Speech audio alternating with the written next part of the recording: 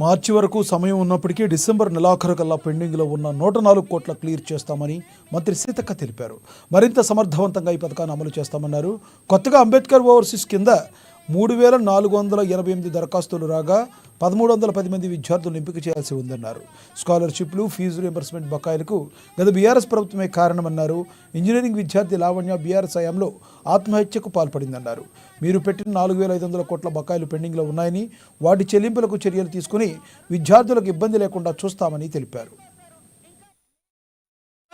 మీరు పెండింగ్ పెట్టినాయి మేము పే చేసినాం 244 కోట్ల రూపాయలు. మీరు పెండింగ్ పెడితే మేము వచ్చిన తర్వాత 140 కోట్ల రూపాయలు క్లియర్ చేయడం జరిగింది. ఇంకా ఎత్తివేత అనేది ఉంటే ఇంకా క్లియర్ ఎట్లా చేస్తాం సార్? ఇంకా ఉంచరా అంటే అన్ని ఆల్ డిపార్ట్మెంట్స్కి సంబంధించి కాబట్టి మాకు కొన్ని ప్రాసెస్ చేస్తూ ఉన్నారు. ఇంకా కొన్ని నిబంధనలు పెట్టి తీసుకొస్తారు.